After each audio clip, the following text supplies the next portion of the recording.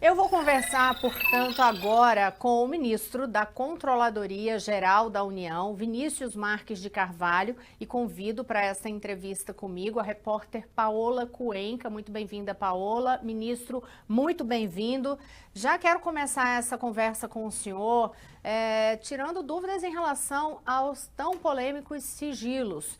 A CGU já anunciou a revisão de 234 sigilos impostos na gestão passada. Queria saber quando que vocês têm previsão de concluir esta análise e se dos primeiros que saem decisão, que terão decisão aí em breve, já virá a questão do ex-ministro da Saúde, o deputado federal Eduardo Pazuello.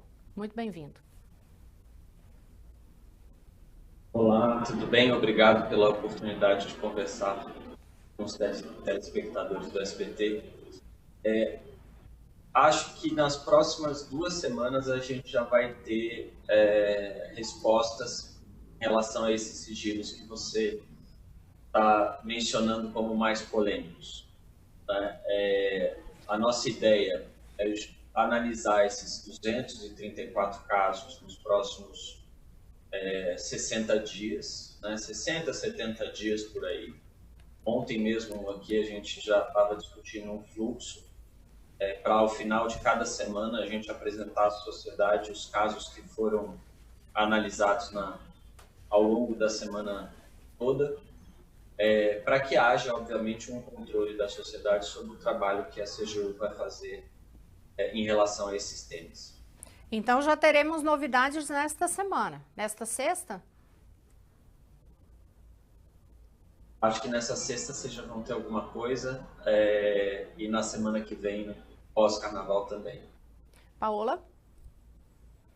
Ministro, também para questionar sobre essas questões de sigilo, a gente já tem aquele caso envolvendo o ex-ministro da Educação, Milton Ribeiro, e entrada e saída, participação de pastores que não estavam no quadro do governo federal, mas que são acusados de tentar fazer atos de corrupção, inclusive com troca de favores para a construção de obras públicas. Essa investigação também que estava dentro da Controladoria Geral da União sobre a atitude de servidores públicos ou até mesmo sobre essa ação dessas pessoas que nem estão ligadas de fato ao governo federal de forma oficial, como que ela deve ter um segmento agora sob a gestão do senhor? Olha, se tem alguma participação de algum servidor público envolvido em qualquer tipo de possível investigação, né, ou possível mau uso de recursos públicos, esse tipo de coisa, ou qualquer ilícito funcional, a CGU tem competência para investigar. Né? Essas investigações elas também podem acontecer no próprio Ministério. Né?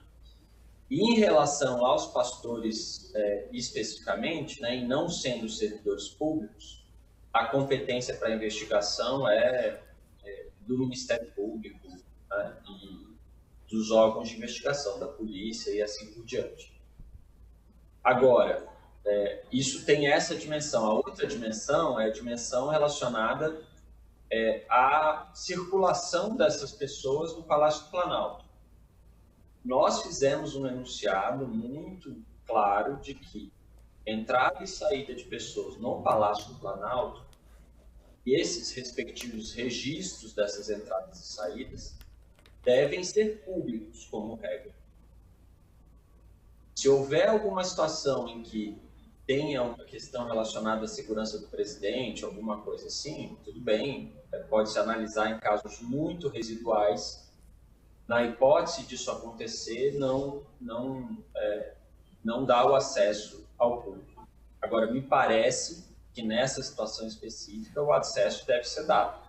Né? Se esses pastores frequentaram o Palácio do Planalto, quantas vezes foram lá, se foram conversar com o presidente da República ou não, isso deveria ser revelado. Para que isso seja revelado, né, era necessário ter um pedido pela Lei de Acesso à Informação. Claro que se isso estivesse na agenda pública do presidente, isso estaria em transparência ativa, porque as agendas elas são públicas das autoridades. Aí o senhor toca aí justamente num ponto que eu vou emendar, inclusive, com a pergunta sobre Palácio da Alvorada, que é residência oficial. O senhor fala aí, a transparência ativa.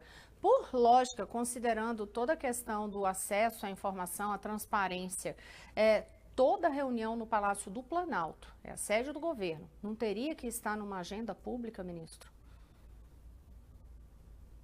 Não, então, as reuniões no Palácio do Planalto, você tem dois tipos de reuniões, certo?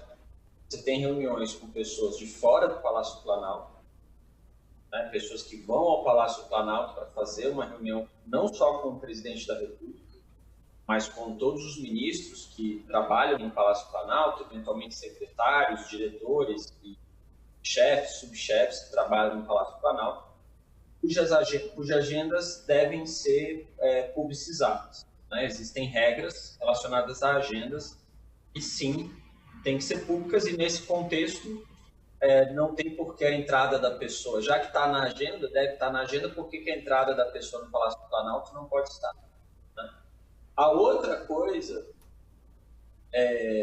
são reuniões que eventualmente acontecem de trabalho ali do dia a dia, né? Um que entra na sala do outro para discutir um assunto, discutir uma portaria, discutir um decreto, e que aí faz parte da dinâmica do dia a dia, e às vezes essas reuniões, elas, até pela dinâmica do próprio trabalho, elas não estão marcadas, né? Assim, vamos ter a rotina do trabalho das pessoas que atuam ali dentro do palácio, né?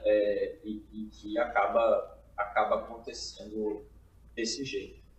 Mas a gente já viu muitas situações de mesmo indo uma pessoa de fora para lá, não está registrado em agenda pública, né? Essa é uma questão. E aí a outra dúvida que eu quero emendar com o senhor no caso do Palácio da Alvorada, toda pessoa que chegar ao Palácio da Alvorada, por mais que seja uma questão que se argumente, mas é a residência, tá, é residência, mas é um órgão público, tanto que, por exemplo, na campanha eleitoral, o ex-presidente Jair Bolsonaro não podia gravar, porque era uma estrutura pública, por exemplo, não podia gravar situações referentes à campanha.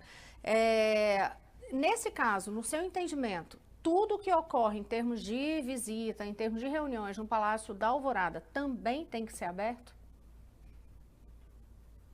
Em relação ao Palácio da Alvorada, aquilo que diz respeito à atuação do presidente da República, no nosso entendimento, tem que ser aberto, né? Então, se ele faz uma reunião lá com ministros, se ele faz uma reunião lá com agentes externos, por exemplo, eventualmente um empresário, presidente de uma associação, presidente de uma entidade empresarial, presidente de uma estatal, no nosso entendimento, isso faz parte das tarefas do presidente da República, né? Agora, se ele recebe lá no Alvorada um médico para uma consulta, por exemplo, isso seria uma pessoa que ele receberia sendo ou não sendo presidente da República, certo? E aí tem um aspecto da residência do presidente e que esse eventual médico que vá lá atender o presidente não faz sentido que precise ser publicizado, por exemplo, quem é esse médico e o que ele foi fazer lá. Mas, por exemplo, não é uma linha muito tênue, porque pode ir, digamos que exista um empresário que é um empresário amigo, mas aí não tem como você dizer que não vão tratar de alguma coisa que também não diga não diga respeito ao poder público. Como é que se separa isso? Para não ocorrer, por exemplo, um risco de atuações de lobbies? Mas assim, se um empresário vai lá para discutir uma agenda pública do presidente da República, uma agenda de representação de interesse, tem que estar na agenda pública. Tá, não, isso eu entendi. Que seja um amigo. Tá, desculpa interrompê-lo. Isso aí eu entendi, aí pode, mas eu digo se é uma visita que está indo visitar como se fosse um amigo. Mas como é um amigo, mas é um empresário. Estou dando um exemplo aleatório. E aí, quer dizer, como é que se divide? Como é que se tem a garantia? Não, o empresário foi lá, mas ele foi somente porque ele era amigo, não ia tratar absolutamente nada referente a poder. Quer dizer, considerando situações que podem acontecer dessa forma, e a gente já viu isso ocorrer no passado, e que resultaram em denúncias, situações que resultaram em denúncias, inclusive, não seria o mais lógico liberar tudo? Porque, enfim, pelo menos para saber quem são as pessoas que estão entrando e saindo? O ideal é que isso esteja, os registros, eventualmente, de situações como essa, estejam até na agenda do presidente, né?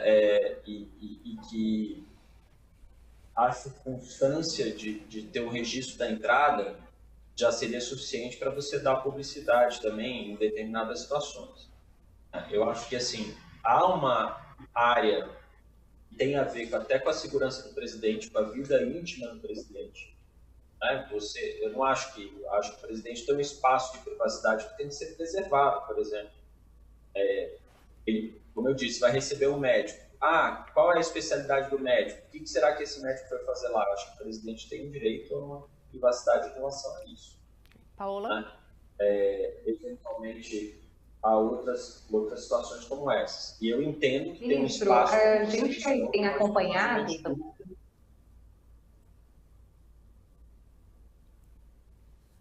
Pode falar, Paola, porque sobrepôs aqui, deu um delayzinho e a gente se sobrepôs, um sobrepôs a fala ao outro. Tá ótimo, então vamos seguir. Ministro, falando de dados mais recentes, a gente teve agora uma negativa do Supremo Tribunal Federal a respeito de informações sobre as visitas que aconteceram por parte do senador Marcos Duval a ministros também ali do Supremo, em especial visitas, encontros com o ministro Alexandre de Moraes. Esse caso já chegou até a Controladoria Geral da União, se fala sobre informações pessoais, que também seriam informações que devem continuar em sigilo, mas chamou a atenção o fato de ser um encontro num prédio, a gente está falando, inclusive, de autoridades que também são públicas, caso também é possível que a gente tenha a revelação dessas informações sobre essas visitas do senador Marcos Duval ao Supremo? Bom, a resposta fácil aqui é que a CGU não tem nenhum tipo de autoridade de aplicação da lei de associação em relação ao Supremo, ao Poder Judiciário ou ao Poder Legislativo. Eles estão submetidos à lei de acesso à informação, mas não é a CGU que que atua como órgão central e de monitoramento da aplicação da lei por uma questão de separação de poderes. Dito isso, eu acho que é importante, no caso concreto, se entender as circunstâncias. Né? Por que eu estou dizendo isso? Porque se nós estamos lidando com investigações em curso, eventualmente você está ouvindo um denunciante ou uma testemunha importante, coisas desse tipo, de um inquérito que é sigiloso, é natural que durante este inquérito todas essas informações fiquem sob sigilo, tá? Eu não estou analisando aqui o caso concreto, porque eu não tenho jurisdição sobre ele, mas eu só acho que a gente tem que ter em conta sempre essas questões sobre investigações que estão sigilosas. O que acontece muitas vezes é que em muitas ocasiões vazam para a imprensa ou para os meios de comunicação de uma maneira geral, para a sociedade, informações de investigações que ainda estão sob sigilo e que aí fica parecendo que a investigação não é mais sigilosa, quando ela continua sigilosa. E aí as pessoas tentam ter acesso às informações e esse acesso é negado, porque é uma investigação ainda em sigilo. Eu não sei se é o caso concreto aqui, ministro, mas nesse caso, é sempre importante a gente ter em conta isso. Nesse caso do Marcos Duval, né, é uma questão de ser inquérito sigiloso. A questão é que o próprio Marcos Duval disse que foi até o Supremo, depois o ministro Alexandre de Moraes confirmou que recebeu ele no Supremo. Então, assim, causa um certo estranhamento, não? Quer dizer, de repente simplesmente diz, não, é dado privado porque são dados referentes a informações privadas ali de uma pessoa. Existe uma confusão, ministro, nesse ambiente público sobre o que é dado privado ou não? Por exemplo, tem ali, é o nome completo de uma pessoa, que é uma pessoa pública, nesse caso é um senador, inclusive entrando no órgão público. Mas, digamos que tem um dado sobre um número de identidade, um CPF, a lógica não seria, então, targiar isso aí, esconder esse dado especificamente? Existe essa confusão, ministro? Como resolver isso, hein? Existe, de novo, assim, eu não quero falar do caso concreto, porque eu não sei qual foi a justificativa, mas se usar um argumento de dado pessoal para não se fornecer uma informação sobre um senador da República, uma autoridade da República, um servidor público, uma informação sobre o seu ingresso num prédio público, na minha visão, sob o argumento de ser dado pessoal, não faz nenhum sentido. Entendi. Ministro, e nessa confusão sobre dado público e privado, tira uma dúvida, existe de fato até mesmo um temor de parte dos servidores, que também podem ser punidos se liberarem dados que não podem ser revelados, e eu sei que eles também podem enfrentar algum tipo, né, de procedimento administrativo, ou existe de alguma forma também uma lei do menor esforço, tipo, isso aqui vai ter que tardiar muito, vai ter que verificar muito se é isso ou se é aquilo, quer saber, na dúvida, sai bloqueando tudo, não libera nada. Eu acho que esse risco existe.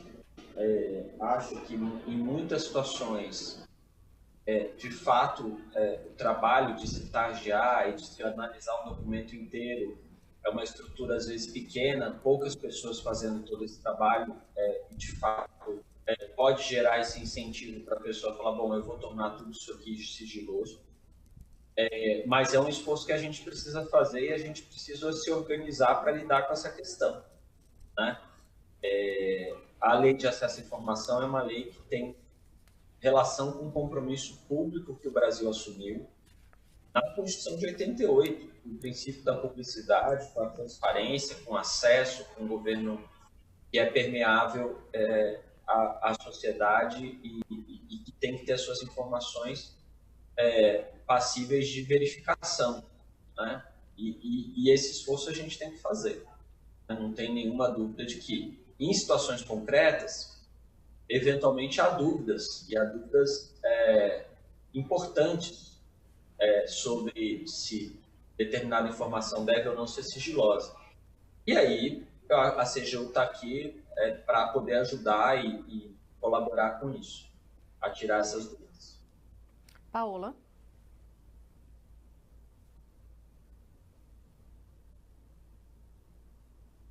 A gente está com uma diferença grande de áudio aqui. Paola, você me ouve? Eu acho que a Paola está com algum probleminha de áudio. Eu vou continuar aqui, ministro, até ver se ela consegue ouvir a gente. Em relação a essa questão de que a CGU pode ser consultada, inclusive, por esses órgãos, onde que o senhor diria que está a maior resistência, por exemplo, a liberar informações? Quais são os órgãos, digamos, que dão mais trabalho para a CGU? Olha, eu não colocaria no sentido de resistência. Eu colocaria no sentido de que tem alguns órgãos que, por conta das suas características, têm uma preocupação maior com o sigilo de determinadas informações, com o grau de sigilo de determinadas informações ou com o impacto que pode ter que determinadas informações venham a público, né? É natural que quando você está lidando com temas relacionados à defesa, você tem assuntos estratégicos, assuntos muito delicados que demandam uma análise um pouco mais profunda. É claro que isso não significa que tudo tem que ser sigiloso, que tudo tem que ser classificado. Mas é natural que, por exemplo, isso não é só no Brasil, é no mundo todo. A mesma coisa em matéria de relações internacionais. Tem negociações comerciais, tem negociações diplomáticas, que muitas vezes, até para terem êxito, demandam um grau de sigilo durante um período. Então, assim, nessas áreas, a gente tem que ter uma atenção maior para ajudar a fornecer os caminhos necessários para, de fato, ter uma triagem mais precisa, mas não porque haja uma resistência pessoal, enfim, né? É mais por conta dessa dimensão institucional mesmo. O senhor acredita, por exemplo, que chegará o dia em que realmente haverá transparência nas Forças Armadas? Olha, eu acho que a gente tem que caminhar nessa direção. E eu vejo um esforço hoje das Forças Armadas nesse sentido. Espero que seja um esforço que se estabeleça, né, de fato. Os nossos diálogos aqui, principalmente, eu tive diálogos com o comandante do Exército, em relação à lei de acesso à informação, e todas as conversas nossas foram numa direção de respeito à lei de acesso à informação, de abertura em relação à lei de acesso à informação. Eu acho que tem sempre uma questão, muitas vezes, de uma certa opacidade, né, em relação às Forças Armadas, que a gente tem que tentar construir junto. Até as informações que virão a público, como vista hoje mesmo eu vi, né, que negaram acesso a questões de registro de entrada no QG do Exército, argumentando que essas informações elas não existem, e a gente vai precisar entender se elas, né, enfim, não existem, por que elas não existem, existe há algum argumento estratégico para que não se faça registro de entrada, para a gente poder colaborar e tentar estruturar uma agenda de cooperação com as Forças Armadas para aumentar essa transparência.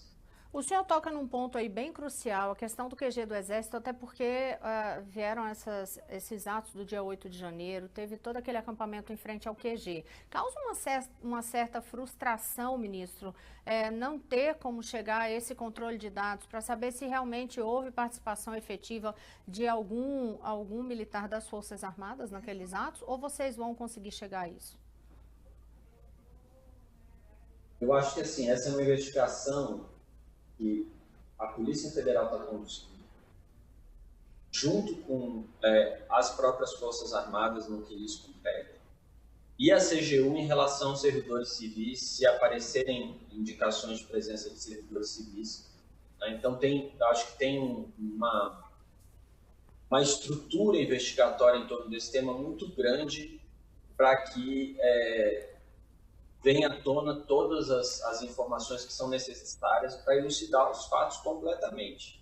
Eu não tenho dúvida de que esse esforço haverá e de que nós chegaremos a bons resultados do ponto de vista investigatório. Agora, tá. Isso eu acho que Pode concluir. Essa discussão é uma discussão que eu acho que é diferente do debate sobre a forma como, por exemplo, se registram entradas de pessoas e saída de pessoas em lugares públicos, né? E, eventualmente, em áreas militares ou coisas desse tipo. Isso independe do que aconteceu no dia 8. Isso é uma discussão que tem que ser feita e tem que ser compreendida da forma como ela acontece. As Forças Armadas também têm que se enquadrar nessa leitura de transparência, então. Não, sem dúvida, né? Sem dúvida, o respeito é uma questão de respeitar a Constituição. Claro que esse respeito à Constituição ele tem uma preocupação forte com outros valores que existem na Constituição, como, por exemplo, a defesa da soberania nacional, a defesa do país e tudo mais, né? Mas os sigilos eles têm que estar estrategicamente vinculados a esses objetivos. E, desse modo, a agenda de transparência vale para o governo inteiro. Paola?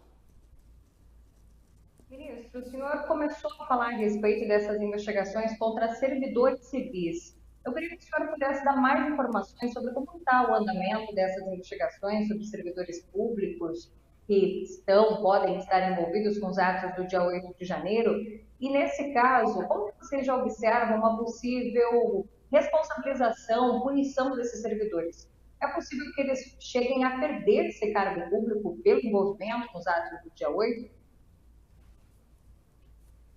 Mas, se houver provas de participação ativa de servidores públicos federais depredando o patrimônio público, desrespeitando a moralidade administrativa, há um risco de demissão, sem dúvida. A questão, obviamente, é que nós temos que sempre individualizar as condutas. Receber o resultado das investigações, porque, no fim, quem está apurando a participação das pessoas nos atos não somos nós, né? A CGU ela faz uma apuração a partir de responsabilização, a partir das informações que nos chegam sobre a participação de servidores públicos. Ministro, sobre a questão de participação de servidores públicos, a gente está diante de uma crise humanitária lá na terra Yanomami e já foram feitos vários questionamentos no ambiente político, por exemplo, e também pedindo investigação a respeito da atuação da ex-ministra Damares Alves. Pergunto, a CGU também vai apurar ou já tem algum questionamento a respeito da atuação de servidores? Assim, vocês vão atrás dos servidores também que deveriam ter atuado para evitar essa crise humanitária lá nas terras Yanomami? Sem dúvida, se houver algum tipo de omissão dolosa, digamos assim, né, com intenção de gerar prejuízo àquela população, ou ações de servidores públicos voltadas para gerar os eventos que nós verificamos, né, recentemente em relação à população Yanomami, sem dúvida, a CGU vai atuar para responsabilizar, sim. Inclusive, não necessariamente a CGU, o próprio Ministério da Saúde pode fazê-lo, né? O Ministério da Saúde tem uma corregedoria.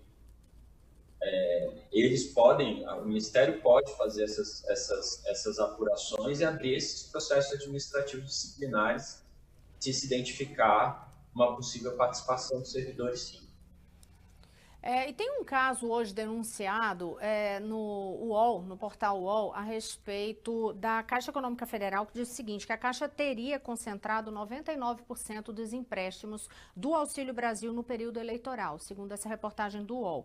A minha dúvida, novamente, tal qual eu perguntei do Yanomami, se já há algum questionamento nesse sentido aí na CGU, se a CGU pode ou está investigando a conduta de ex-dirigentes da Caixa, porque a suspeita aí é de que tenha ocorrido um favorecimento no período eleitoral, né? Então a gente tem a Caixa como uma suspeita de uso da máquina pública no período eleitoral. Então pergunto, já tem alguma coisa em andamento ou realmente a CGU pode abrir por conta própria uma investigação a respeito desse caso? Pode abrir. De novo, a própria Caixa pode investigar a participação dos servidores públicos e nós aqui da CGU também. Né? Nesse caso específico, você tem a questão da responsabilização dos servidores e a análise mais profunda do que aconteceu mesmo na própria Caixa Econômica, como política, como agenda de uma empresa estatal, né? Que tem que deve atuar dentro de agendas de integridade e governança muito restritas. Se ficar configurado de fato que houve um uso completamente indevido da instituição com fins político-eleitorais na proporção que se aventa, por exemplo, trata-se de uma questão grave que tem que ser aprofundada e apurada com todo o rigor e com toda a profundidade. Então, assim, a gente tem aí, é até importante mencionar nesse caso concreto que gerou essa informação foi um pedido via Lei de Acesso à Informação. A CGU conseguiu viabilizar a entrega dessas informações. No seu entendimento, ministro, eu sei que o tempo da gente já está para lá de estourado, mas no seu entendimento é caso de fato para uma investigação dessa gestão, referente a esse caso aí da Caixa? Eu quero fazer aqui um pré-julgamento, mas as informações, pelo menos no atacado, da forma como nós recebemos e nós, enfim, eu vi também publicado no jornal, num portal de notícias, me parece que demanda, sim, uma análise mais profunda. E aí, no caso, por exemplo, ex-servidores, a CGU também tem uma ingerência em relação a isso? Por exemplo, a antiga diretoria da Caixa, a antiga presidência da Caixa? Pode ser aberto, sim, um processo administrativo disciplinar, mesmo se tratando de ex-servidores, com impacto sobre o período, por exemplo, que eles possam ficar fora da administração pública ou coisas desse tipo, caso haja uma punição. Se não forem servidores de carreira. Entendi. Só para concluir, ministro, vou passar aqui uma palavra também de pergunta. Fora, desculpa. Pode falar, por favor. Fora eventuais responsabilizações em outras searas, como, por exemplo, a improbidade administrativa, eventuais questões criminais, se houver, também são passíveis de punição. Paola, só para a gente concluir, ministro, eu já estourei, viu, ministro, todo o assunto aqui, porque realmente a CGU trabalha... Eu queria entender como que os senhores agora, nessa nova gestão, estão entendendo esses acordos de leniência. É possível que a gente veja, inclusive, no caso de corrupção, outras medidas a serem aplicadas a essas empresas, além dos acordos que a gente já via sendo realizados, talvez construção de a colocação de novos investimentos dentro do próprio governo a partir desses acordos. O que os senhores estão pensando sobre? O meu entendimento é que, obviamente, quando nós punimos uma empresa, a punição ela tem que, de um lado, ser suficientemente educativa e dissuasória, no sentido de que a empresa não tem um incentivo a repetir aquela conduta. E, de outro lado, a punição também não seja uma punição que gere a completa inviabilização da empresa. Muitas vezes a multa pecuniária, que tem esse efeito que eu mencionei aqui no primeiro momento, ela pode também ter o segundo efeito. O desafio que a gente tem é como que nós equilibramos isso. E muitas vezes esse equilíbrio demanda, por exemplo, outras formas de punição que não só a pecuniária. Ou uma punição pecuniária que atinja outras pessoas que não só o patrimônio da empresa, eventualmente o patrimônio dos sócios, que obviamente participaram da conduta ou que usaram a empresa para cometer uma conduta ilícita, outras obrigações de fazer, né? Uma obrigação muito, digamos, intensa relacionada aos programas de integridade, que é algo que a gente precisa se aprofundar e ver como é que os programas de integridade podem ser cada vez mais efetivos. Então, a gente tem trabalhado aqui na CGU para tentar organizar esse balanço, fazer essa avaliação. A gente tem uma lei aí que está fazendo o aniversário de 10 anos, então a gente entende que é um momento apropriado para a gente fazer essa avaliação e discutir com a sociedade, com os outros órgãos que lidam com esses temas também. Colocar as empresas que foram punidas, por exemplo, para pagar com novas obras é uma boa, ministro? Olha, a gente já tem a previsão aqui na CGU da chamada compensação. Se uma empresa ganha uma licitação e quer o recurso que ela ganha, que ela tem para receber da licitação, deixar de receber e abater da dívida dela, ela pode. Isso é uma regra que está prevista no Código Civil, a regra da compensação. Eu acho que a gente tem que tomar um cuidado, é assim, a empresa faz um mal feito e ganhar uma obra de presente. Isso é algo que a gente tem que tomar um cuidado e ver como é que a gente vai lidar. Até porque, no caso da licitação, nós temos uma situação que é o seguinte: as empresas, todas as empresas podem participar de licitações e fazerem obras públicas, inclusive empresas que não fizeram acordos de leniência. Então, eventualmente, você pode ter uma licitação que uma empresa que fez um acordo de leniência ganhou, e aí ela pode usar esse caminho de compensação, já está previsto, não tem um problema nisso. Ou ganha uma outra empresa que não tem nenhum tipo de acordo de leniência, não tem nenhuma dívida perante a administração. E aí ela precisa receber pela obra. É difícil você ter um programa específico, é um debate que talvez tenha que ser feito até no legislativo, para empresas que fizeram acordos de leniência. Exato, que é o que tem sido colocado em pauta, né? Então, o senhor acha que isso tem riscos, né? Para prosperar nesse sentido, quando fizeram acordo de leniência, se eu fiz a leitura correta. Tem riscos que precisam ser ponderados. Exatamente. Tá joia.